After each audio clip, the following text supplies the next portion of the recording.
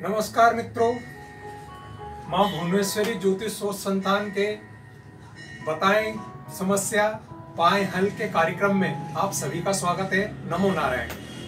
आज हमारे पास में श्री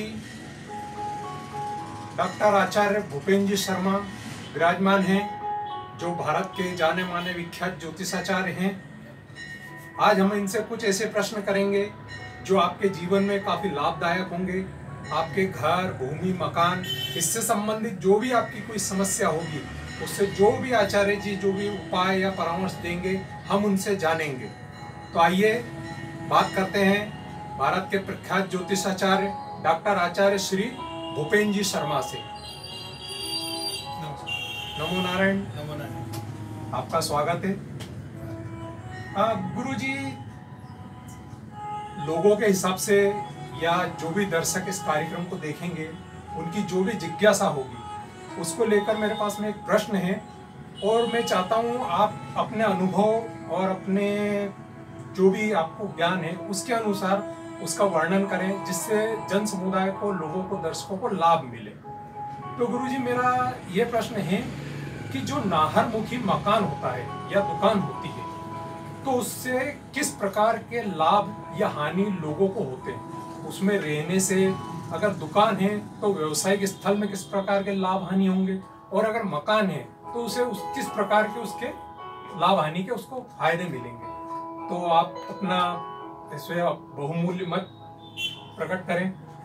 देखिए, नाहरमुखी मकान की जो स्थिति होती है, नाहरमुख यानी शेर के मुख के समान कोई भी चीज होती है, तो वह भूमि किसी न किसी वस्तु को खा लेती है। अब व्यापारिक दृष्टिकोण से कोई भी व्यापार व्यक्ति अगर करता है और उस व्यापार में गिराक को या उसके धन को खा लेना, यह व्यापार के लिए बहुत अच्छी बात मानी गई है।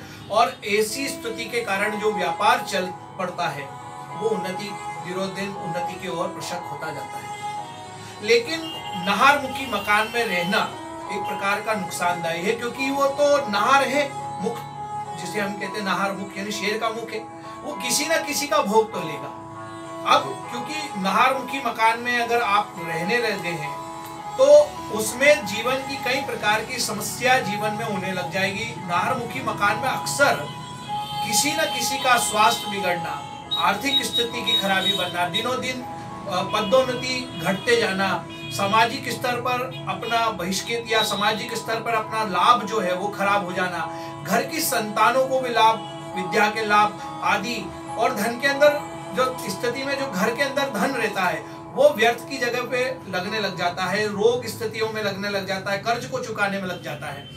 तो कहने का तात्पर्य मेरा यही है कि नाहरमुखी यानी नाहर के समान जिस मकान का मुख होता है, यानी कि आगे से चौड़ा पीछे से सकड़ा, जिस मकान की चौड़ाई और पीछे की साइड की जो चौड़ाई होती है, उसमें आगे की चौड़ाई अगर पीछे की चौड़ाई से अगर एक आधा फीट भी बड़ी है तो वो नाहरमुखी हो जाता है। यानी कि एक ऐसा शेप जब बनता है तो वो मकान नाहरमुखी अवस्था में हो जाता है।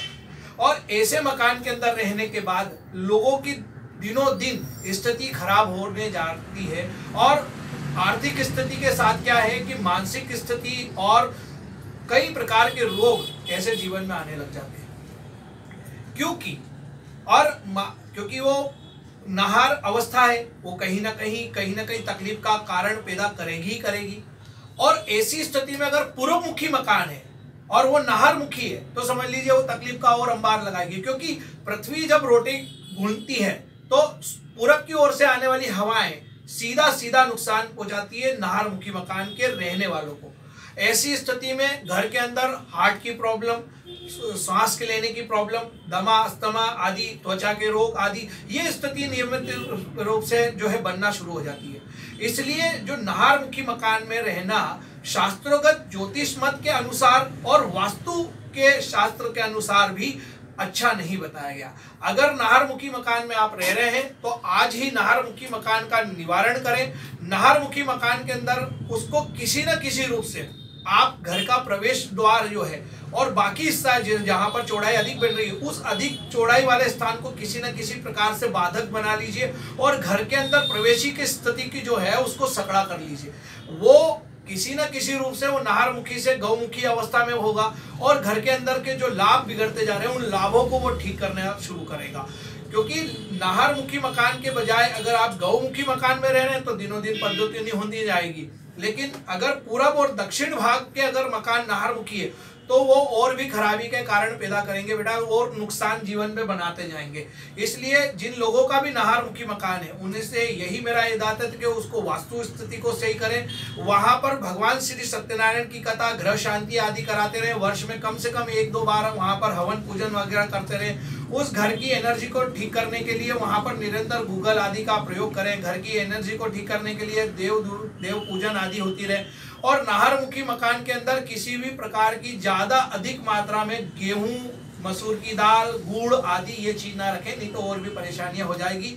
और नाहरमुखी के अंदर एक चीज और बता दूं मैं, नाहरमुखी मकान के अंदर जिन नाहरमुखी मकानों में व्यसन का प्रयोग होता है, मांस मदिरा आदि का प्रयोग होता है, वहां पर और तकलीफ शुरू हो जाती है। तो इसलिए जिन नाहरमुखी मकान में लोग व्यसन कर रहे हैं उनकी मूल समस्या वो है कि वो नाहरमुखी मकान में रह रहे भी हैं और उसके साथ वो व्यसन कर रहे हैं। और मांस मदिरा का सेवन तो नाहर करता ही है, और अगर वो नाहरमुखी अगर मकान में रह रहा है और मांस मदिरा का सेवन कर रहा है तो समझ लीजिए और भी परेशानी आएगी, क्योंकि वो शेर खून उसके कहते हैं ना कि शेर के मुख में खून लग गया तो वो और भी तकलीफ के कारण पैदा कर देगा। इसलिए नाहरमुखी मकान के लिए मेरी यही राय है कि उस मकानों को, उसके मकान की शुद्धिकरण, उस मकान के वास्तु को, स्थिति को सुधार कर फिर वहां निवास करना ज्यादा लाभ है। तो देखिए दर्शकों मित्रों, आपने एक बहुत अच्छी जानकारी प्राप्त करी। नाहरमुखी मकान या दुकान में रहने से या उस प्रकार का निर्माण होने से कितनी प्रकार की कैसी तकलीफें आती हैं। जैसा कि बेटा मैंने ये बोला कि नाहरमुखी व्यापार, नाहरमुखी दुकान, नाहरमुखी जो व्यापार या हमारे कार्य क्षेत्र होता है वहां पर लाभ बहुत होते हैं, लेकिन नाहरमुखी निवास में नुकसान बहुत होते हैं। तो यही मेरा सभी लोगों को कहना है कि नाहरमुखी आप व्यापार स्थान को उपयोग करें, लेकिन नाहरमुखी निवास को उपयोग न करें। डॉक्टर साहब, आचार्य श्री भूपेन्द्र जी शर्मा का बहुत बहुत धन्यवाद, आभार प्रकट करते हैं। नमो नारायण। नमो नारायण।